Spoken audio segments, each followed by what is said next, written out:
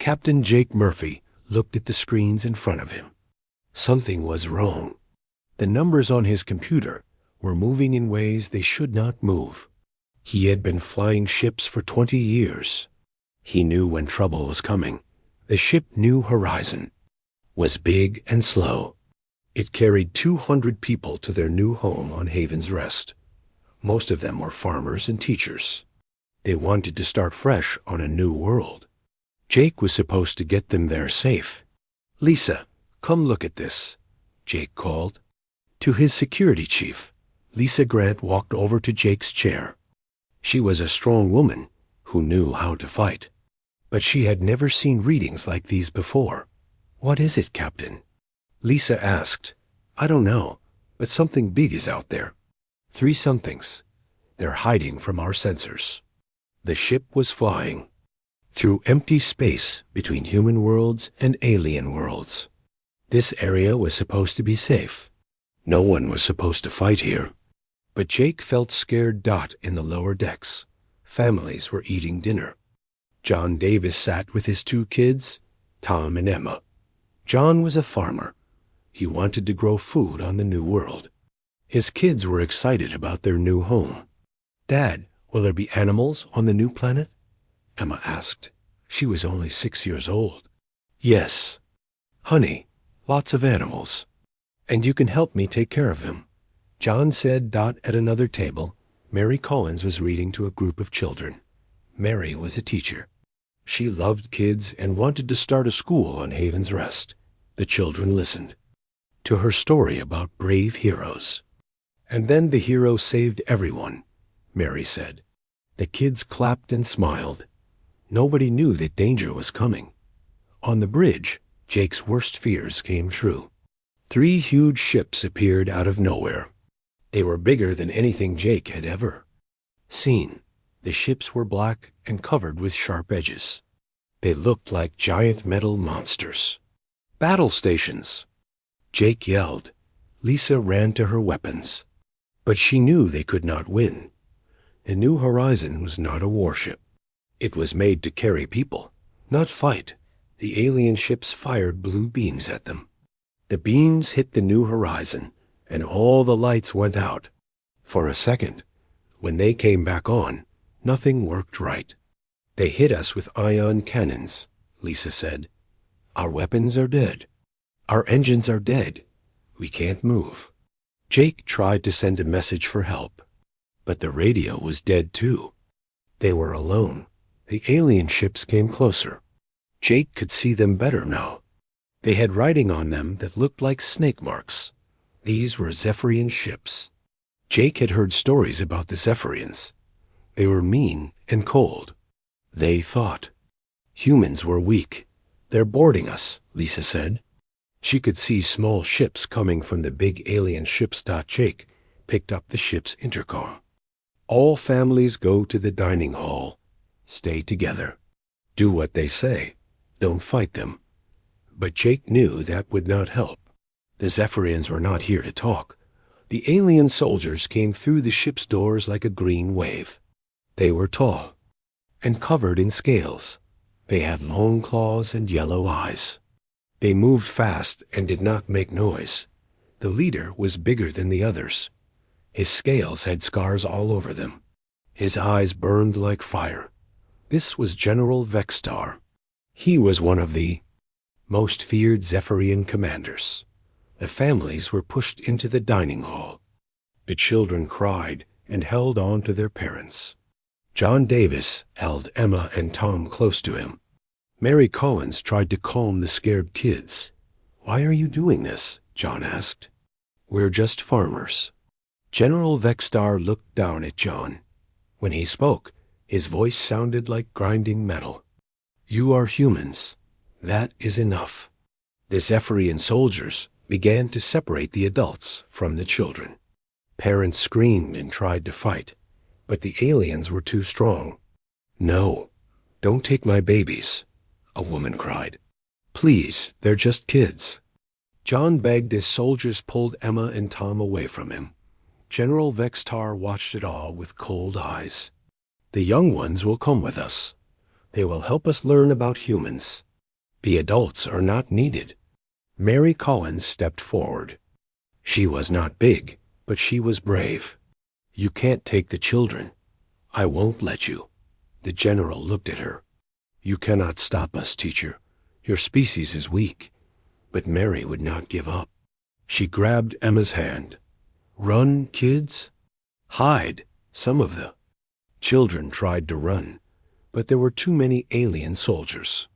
They caught all the kids and put them in metal cages. The adults were forced into small escape pods. These pods could keep people alive in space for a few days. But they had no engines. They would just float in the dark. You're leaving us to die, Jake said. Yes, General Vextar said. At first you will float in space and think about how weak humans are. The escape pods were shot out of the ship into space. The adults watched through small windows as their children were taken away on the alien ships. John Davis pounded on the glass of his pod. He could see Emma and Tom's faces in the windows of the alien ship. They were crying and reaching for him. I'll find you, John yelled. I promise I'll find you. But the alien ships were already moving away. Soon they were just dots of light in the darkness. The new horizon was left empty and broken. The Zephyrians had taken what they wanted. 47 human children were now prisoners, heading to a place their parents could not follow. In his escape pod, Jake tried to fix the radio. Maybe he could send a message. Maybe someone would hear them. Maybe someone would save the children. But space was big and dark and quiet, and the children were getting farther away every second. General Vextar stood on his ship and looked at the human children in their cages. They were still crying for their parents. This annoyed him. Weak, he said, but they will be useful for our research. He did not know that these crying children would soon change everything. He did not know that humans never give up when their young are in danger. The alien ships jumped to light speed, carrying their prisoners toward a prison world called Kethmer. Behind them, the escape pods drifted in space, carrying parents who would never stop trying to get their children back. War between humans and Zephyrians was about to begin, and it would start because someone took human children away from their families. 3 days later, Captain Roy Baker was flying his patrol ship Defiant through the asteroid field. He was looking for mining ships when his sensors found something else. Escape pods. Lots of them. What the hell? Roy said. He called his crew. We got people floating out here. Roy's ship pulled the escape pods inside one by one. The people inside were hurt and scared. They had been floating in space for 3 days with little food and water. Pete Williams was the first one out of his pod. He was the engineer from the New Horizon. His hands shook as he talked. They took the kids, Pete said. The Zephyrians took all the kids. Amy Foster was a medic. She helped the other survivors out of their pods. She was tough, but she cried when she saw how scared everyone was. How many children? Amy asked. 47, John Davis said. His voice was empty. My Emma and Tom. They took my babies. Roy sent a message to Colonial Command right away. This was big news. Aliens had attacked human civilians and stolen children. This had never happened before. The news spread fast through human space. Every news station talked about it. Every person who heard it got angry. Someone had taken human children. That was something humans could not forgive. Admiral Helen Burke got the message at Colonial Command. She was the head of all human military forces. She was a small woman, but everyone respected her. She had fought in 3 wars and never lost. Helen called a meeting with all her top officers. They met in a big room with a star map on the wall. Gentlemen, we have a problem, Helen said. The Zephyrians have crossed a line. They took our children. General Paul Carter stood up. He was old and careful. Admiral, we can't fight the Zephyrians. They have bigger ships and more soldiers. It would be suicide. Maybe, Helen said, but we can't leave those kids to die. She pointed to the star map. A red dot showed where Kethmer was. It was deep in Zephyrian space, surrounded by their military bases. This is where they're taking the children. Kethmer is their prison world. It's supposed to be impossible to attack. Colonel Mike Torres spoke up. He was younger than the others. What about a small team? A stealth mission? Helen smiled. That's exactly what I was thinking. We can't send a fleet, but maybe we can send ghosts. The room was quiet. Everyone knew this was dangerous, but everyone also knew they had to try. I need volunteers, Helen said. This mission will probably fail. Most of you won't come back.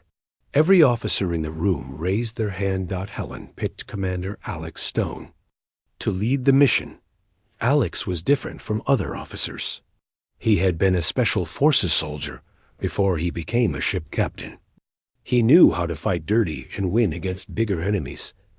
Alex was tall and thin, with gray eyes that missed nothing. He never smiled and rarely talked. But when he did fight, he never lost. I need a small team, Alex said. People who can think fast and fight hard. He picked Sergeant Danny Clark for explosives. Danny was young and crazy. He could blow up anything and laugh while doing it. I love a good boom, Danny said when Alex asked him. For a sniper, Alex picked Corporal Kate Phillips. Kate was quiet and deadly. She could hit a target from 2 miles away in a storm. I never miss, Kate said. That was all she needed to say. The medic was Lieutenant Ben White. Ben was big and gentle. He could fix broken bones or broken hearts. He joined because he wanted to help the children. Kids don't deserve this, Ben said. I'm in. The last team member was Dr. Susan Gray. She was not a soldier. She was a scientist who studied aliens.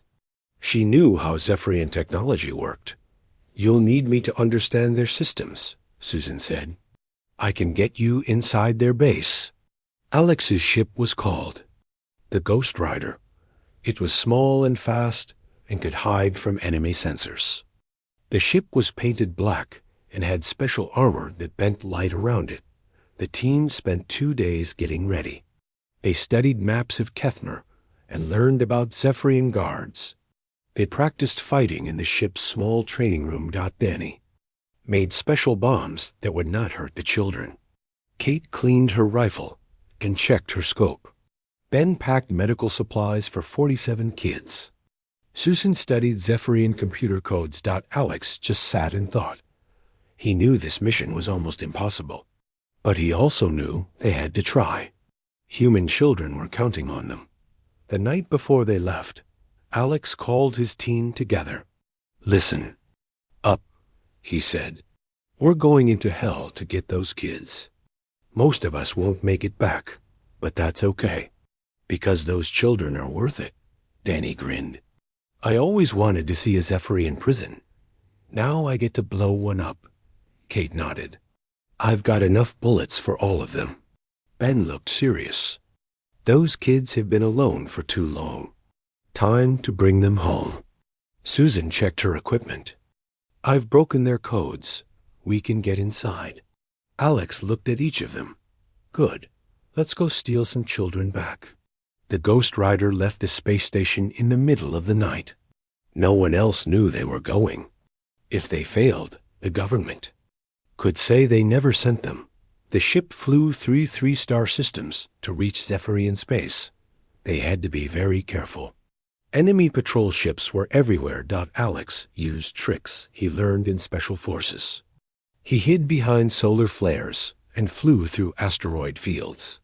When enemy ships got close, he turned off all power and drifted like a piece of space junk. This is crazy, Danny said as they floated past a Zephyrian destroyer. Crazy works, Alex said. It took them 4 days to reach Kethmer. The planet looked like a ball of gray rock with lights on it. Those lights were the prison buildings where the children were kept. There, Susan said, pointing at the biggest building. That's Laboratory. Complex 7. That's where they'll be. Alex looked at the planet through his telescope. He could see guard towers and energy shields. He could see patrol ships flying around the planet. It's a fortress, Kate said. Good, Alex said. They won't expect us to attack a fortress. The team got ready for battle. They put on black armor and checked their weapons. Each of them carried a picture of the missing children. Remember, Alex said, we're not here to win a war. We're here to save kids. Get in, get them, get out. But as they got closer to the planet, Alex knew it would not be that simple. The Zephyrians had built this place to keep prisoners in. They had never planned for someone to break in. The Ghost Rider flew toward the planet's surface. Behind them, space was empty and quiet. Ahead of them was a world full of enemies and 47 scared. Alex thought about his own childhood. He remembered being scared and wanting his parents. Those kids on Kethmer were feeling that same fear right now. Don't worry, kids, Alex said quietly. We're coming. The rescue mission was about to begin. 5 humans against an entire planet of alien soldiers. The odds were terrible. But Alex smiled anyway.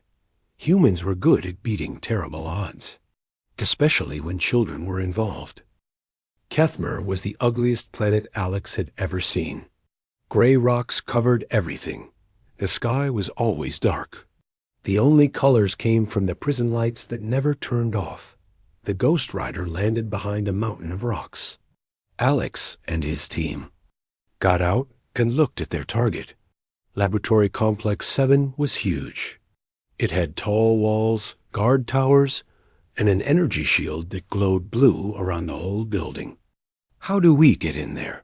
Danny asked. Susan pulled out her computer.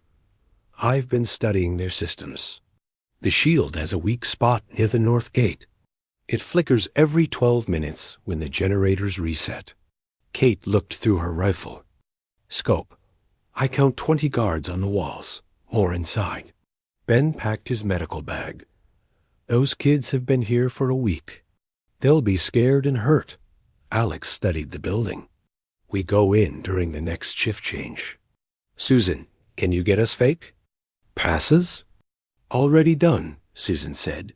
She handed out small cards. These will work for 2 hours before their computer notices they're fake. The team waited until dark. Then they put on stolen Zephyrian armor that Susan had modified to fit humans.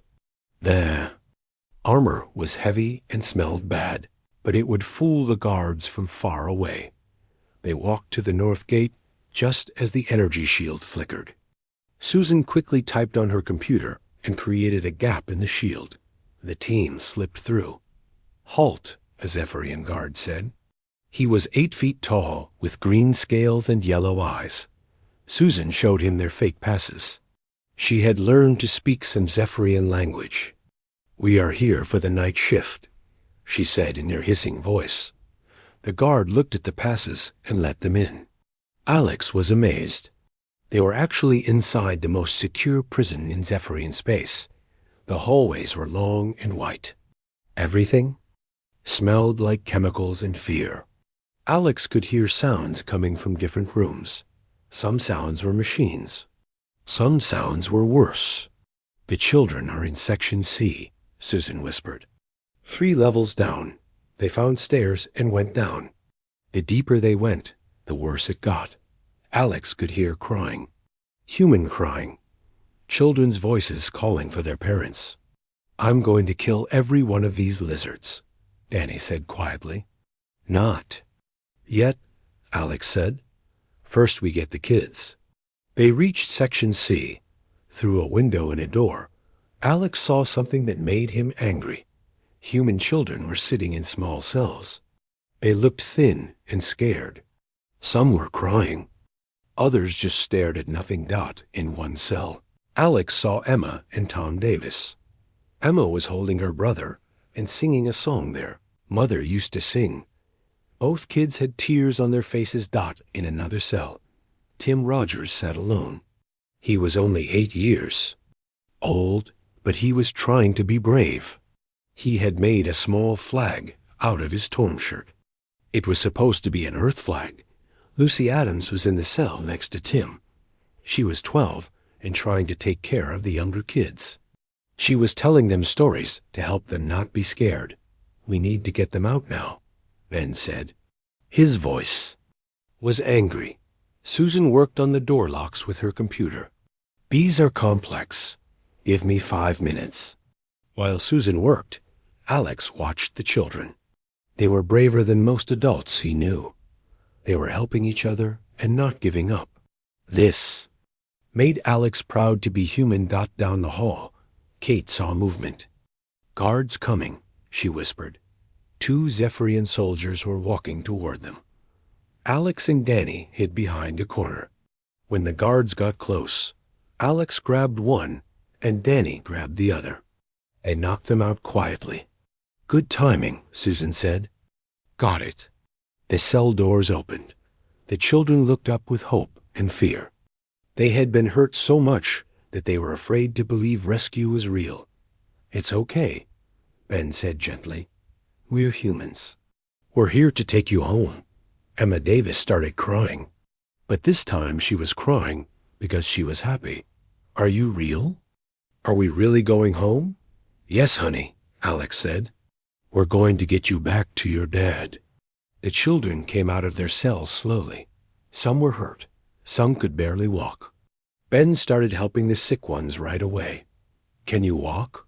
Alex asked Tim Rogers. Tim stood up straight. "Yes, sir. I can walk." "I can help too." Lucy Adams became Alex's helper. She knew which kids were hurt the most. She had been taking care of everyone. "There are guards everywhere," Lucy said. "They check on us every hour." Alex looked at his watch. "We have 30 minutes before the next check. Susan, where's the way out?" Susan checked her map. "There's a service tunnel that leads to the vehicle bay. We can steal a transport ship." The team started moving the children through the hallways. It was hard. Some kids were too scared to move fast. Others were too sick. Danny carried little Emma on his back. Kate helped Tim walk. Ben carried 2 of the youngest kids. Susan led the way with her computer. They reached the service tunnel. It was dark and narrow. The children had to crawl through it. Some were crying because they were afraid of small spaces. "It's okay," Alex said. "I'm right behind you. Just follow the light." They crawled for what felt like hours. Finally, they reached the vehicle bay. There were several Zephyrian transport ships parked there. "Can you fly one of these?" Alex asked Susan. "I can try," Susan said. "They're not too different from human ships." But as they got the children into the ship, alarms started ringing. Red lights flashed everywhere. A loud voice spoke in the Zephyrian language. "What's it saying?" Alex asked. Susan looked scared. "Prisoners escaping. All units respond. Lock down everything." Heavy doors started closing all around the bay. Zephyrian soldiers were running toward them with weapons.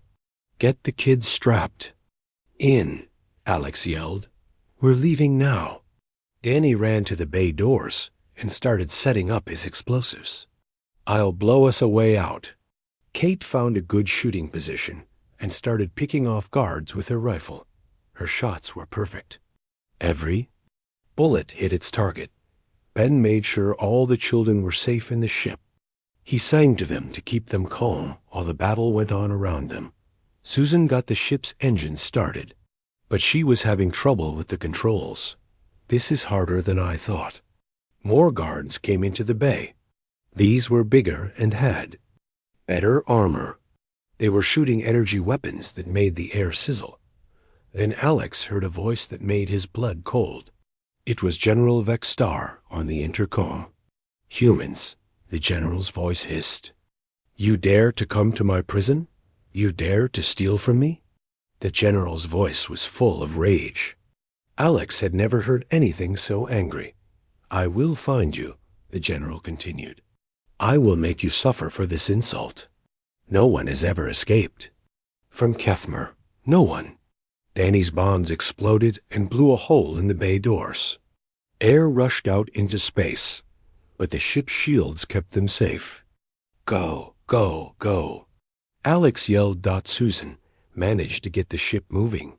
They flew out through the hole Danny had made. But they were not safe yet. Guard ships were already chasing them. Energy beams lit up the space around them. Some beams hit their ship and made it shake. In the prison below, General Vextar stood in his command center watching the humans escape. His yellow eyes burned with fury. His claws left marks in the metal table he was gripping. "Impossible," he said. "Humans are weak. They cannot do this." But they were doing it. The human ship was getting away with all 47 children. "Send every ship," the general roared. "I want those humans dead. I want those children back." But it was too late. The Ghost Rider appeared out of nowhere and picked up the transport ship. Both ships jumped to light speed just as the Zephyrian fleet arrived. General Vextar screamed in rage. For the first time in his military career, prisoners had escaped. From his prison. Worse, they were humans. The species he thought was weak had made him look like a fool. The children were free, but the general's fury would follow them across the galaxy. This rescue had started something that would change everything. Between humans and Zephyrians forever. General Vextar was more angry than he had ever been in his life. He stood in his command center, watching human ships escape with his prisoners. His scaled hands were shaking with rage. How? He asked his officers. How did weak humans break? Into my prison? No one answered. They were all too scared of the general when he was angry. Vextar had been a soldier for 40 years. He had won every battle. He had never let prisoners escape. Now these humans had made him look stupid in front of his own soldiers. Find them, he ordered. Use every ship. Check every planet. I want those humans dead. But the humans were already far away. Alex had planned their escape route carefully. The Ghost Rider and the stolen transport ship were jumping through space, faster than the Zephyrian ships could follow. Inside the transport ship, the children were scared but safe. Ben was taking care of the sick ones. Danny was telling jokes to make them laugh. Kate was watching for enemy ships. Are we really going home? Emma Davis asked Alex. Yes, Alex said. Your dad is waiting for you. But Alex knew they were not. Safe yet. General Vextar would never give up. He would chase them across the galaxy if he had to. Susan, how long until we reach human space? Alex asked. Susan checked her navigation computer. 6 hours if we keep jumping at maximum speed. The engines won't last that long, Jerry Kane said. Jerry was the pilot of the Ghost Rider. We need to stop and cool them down. Alex looked at the star map. There's an asteroid field in the next system. We can hide there while the engines rest. The two ships dropped out of light speed near a field of floating rocks. Some of the asteroids were as big as moons. It was a good place to hide, but General Vextar was smarter than Alex thought. The general had studied human military tactics. He knew humans liked to hide in asteroid fields. Search every rock, the general told his fleet commanders. They are hiding like the cowards they are.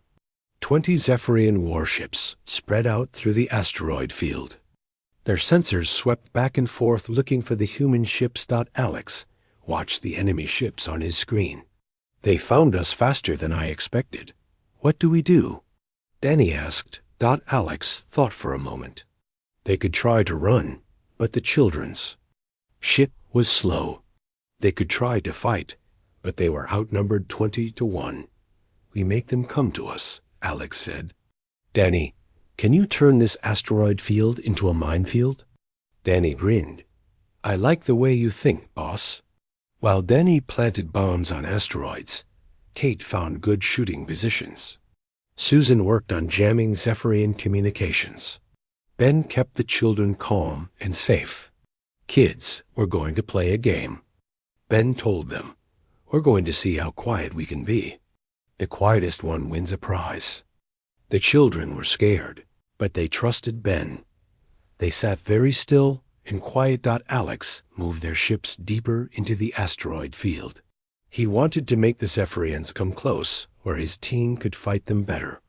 General Vextar's flagship was the biggest ship in his fleet. It was called the Blood Fang, and it had enough weapons to destroy a small planet. The general stood on its bridge, watching his ships search the asteroids. "Contact," one of his officers said. "We found the human ships. They're hiding behind the big asteroid at coordinates 472. All ships attack," the general ordered. "But keep the children alive. I want to study them." The Zephyrian ships moved in for the attack. That's when Danny's bombs started exploding. The first explosion destroyed a Zephyrian cruiser. The second explosion started a chain reaction that broke apart 3 more ships. The Zephyrians suddenly found themselves flying through a field of exploding rocks. "It's a trap!" A Zephyrian captain yelled. Kate started shooting from her hiding spot on an asteroid. Her rifle was special. It could punch through Zephyrian armor. Every shot she fired hit something important on an enemy ship. 2 ships down, Kate reported, working on number 3. Alex flew the Ghost Rider like a fighter pilot. He dove between asteroids and shot at the bigger ships with his missiles. He was fast and hard to hit. Susan used her computer skills too. Confused the enemy. She made their sensors show fake targets. She made their communications break down. She even made one ship think another friendly ship was an enemy. But there were still too many Zephyrians. And General Vextar was learning how the humans fought. "They are better than I thought," the general admitted. "But they are still just humans." The general's ship, Bloodfang, came after the Ghost Rider directly. It was 10 times bigger and had heavy shields. Alex's weapons could barely scratch it. "I can't hurt that big ship," Alex told his team. "Leave it to me," Danny said. He had 1 big bomb left. "But I'll have to get close to plant it. Too dangerous," Alex said. "Those kids need to get home," Danny said. "This is what I signed up for." Before Alex could stop him, Danny put on a spacesuit and jumped out of the ship. He used a small rocket pack to fly toward the Blood Fang. Kate covered him with sniper fire. She shot down the small fighter ships that tried to stop Danny. But she could not hit everything. Danny reached the enemy ship and planted his bomb on the engine section. But a Zephyrian fighter shot him as he was getting away. "Danny's hit." Kate yelled. Alex tried to rescue Danny, but the fighter ships were in the way. Danny was floating in space with his rocket pack broken. "Get the kids out of here," Danny said. Over the radio, his voice was weak. "I'll hold them off." "Negative," Alex said. "We don't leave people behind." "That's an order, Commander," Danny said. "Take care of those kids." Danny's bomb exploded. The Blood Fang's engines were destroyed. The big ship started spinning out of control. But General Vextar was not finished. The general put on his own spacesuit. He had personal rocket boosters and heavy armor. He flew straight at the Ghost Rider like a giant metal bird of prey. "I will kill you myself, human," the general roared. Alex had to choose.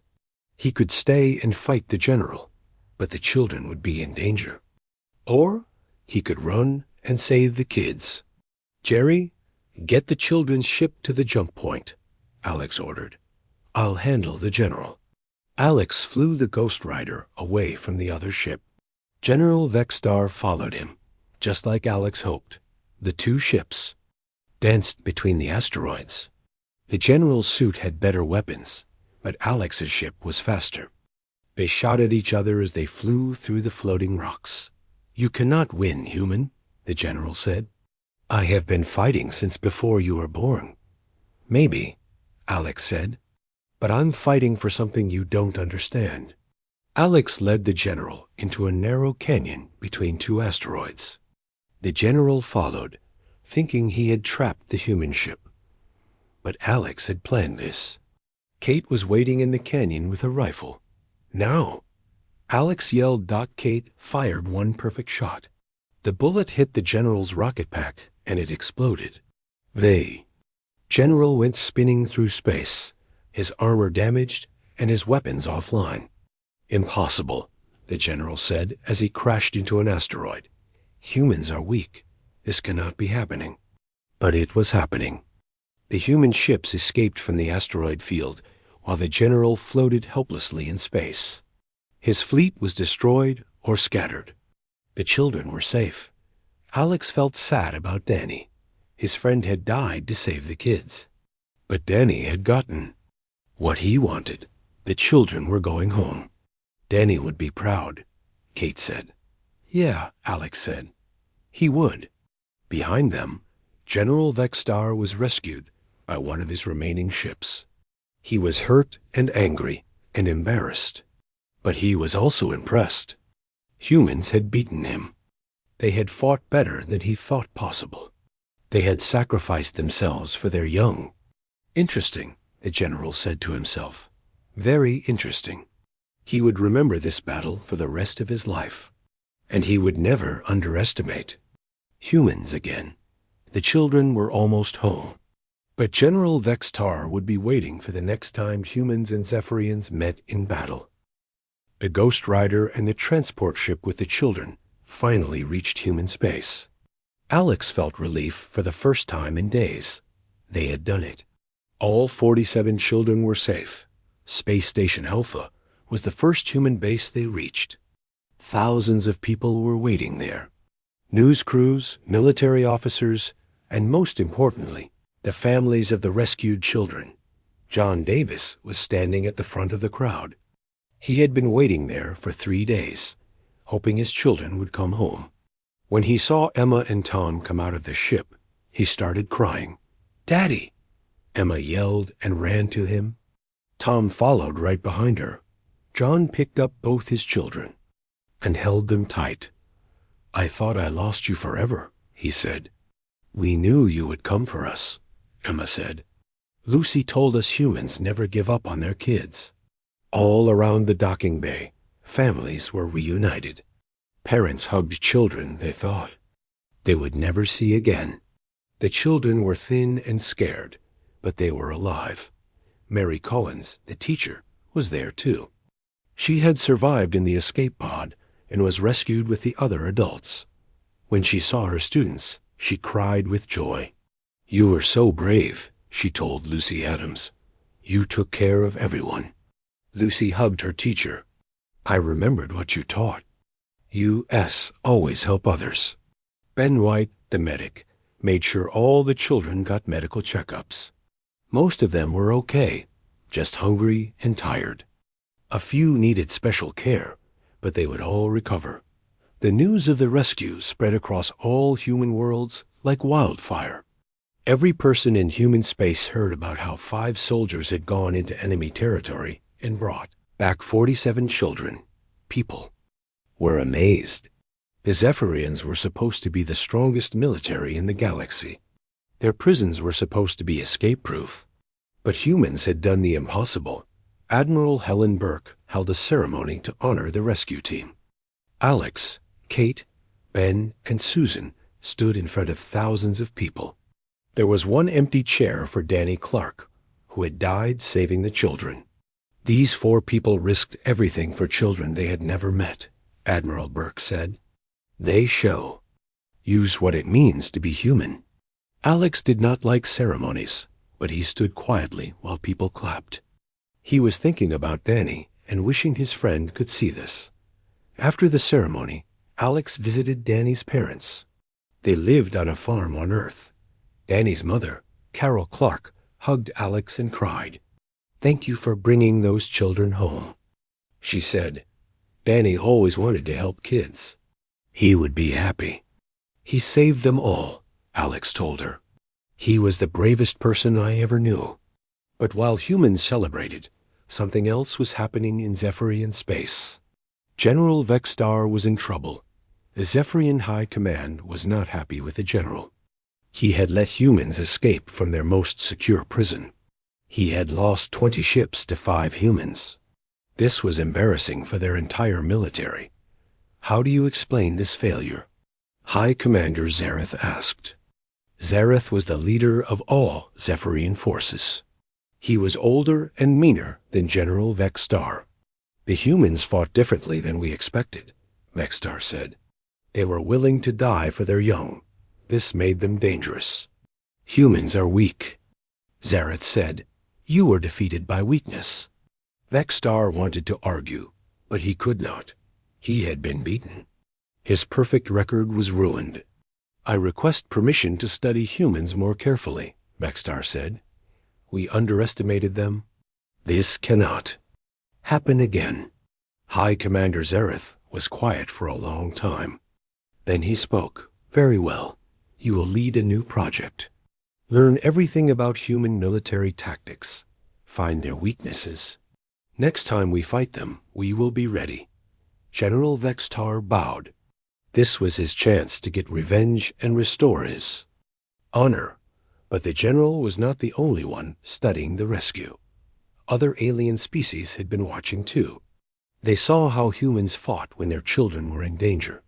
The Cathari were traitors who had always thought humans were soft. Now they were not so sure. Did you see the recordings? Captain Vex asked his crew.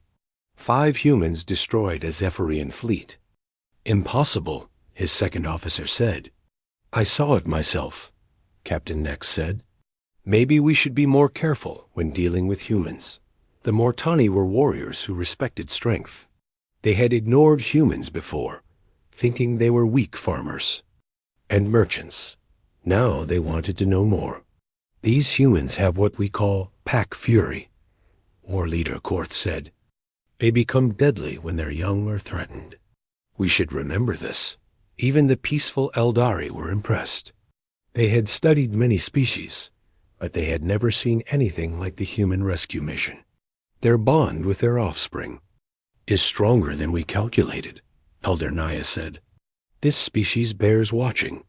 Back on Earth, the rescued children were getting better.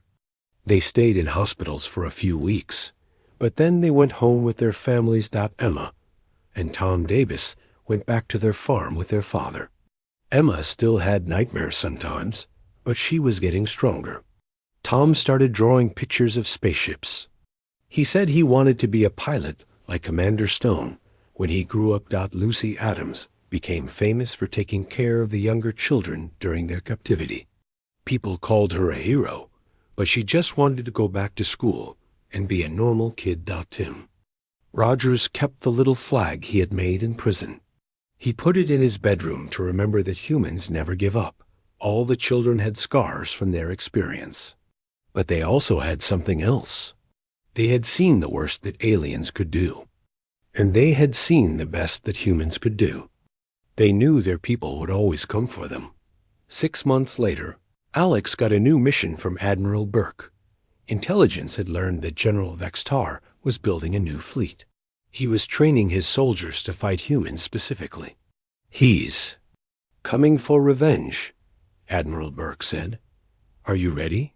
Alex thought about Danny and the children they had saved. He thought about General Vexstar as yellow eyes, burning with fury. Let him come, Alex said. We'll be ready. The general had learned that humans were not weak, but humans had learned something too. They had learned that when someone threatens their children, they become the most dangerous species in the galaxy. In his new command center, General Vexstar studied videos of human soldiers training. He watched recordings of the rescue mission over and over. He was learning how humans thought and fought. Interesting creatures, the general said to himself. They fight like mothers protecting their nests. No wonder they are so fierce. The general's aide, Colonel Voss stood nearby. "Are humans really that dangerous, sir?" General Vexstar touched the scars on his armor from the asteroid battle. "More dangerous than we ever imagined, Colonel. But now I understand them. And understanding your enemy is the first step to defeating them." But the general was wrong about one thing. Humans were not just dangerous when protecting their children. They were dangerous when protecting anyone they cared about. Family, friends, strangers. It did not matter. Humans would fight for anyone who needed help.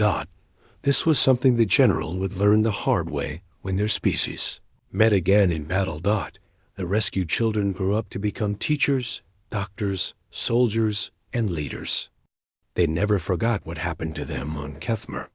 And they never forgot that when they needed help, humans came for them. Years later, when new threats appeared in the galaxy, these children would be the ones to face them. They would remember that humans do not abandon their own.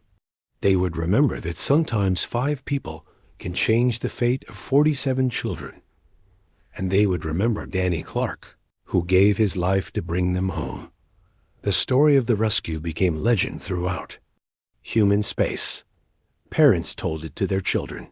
Soldiers learned it in training. It became part of what it meant to be human. No matter how far humans traveled in the galaxy, no matter what enemies they faced, they would always remember one simple truth: humans protect their children. And anyone who threatens human children will learn why that is a very bad idea. General Vexstar learned this lesson too late, but he would spend the rest of his life making sure other aliens learned it before they made the same mistake he did. The children were home. The galaxy would never be the same.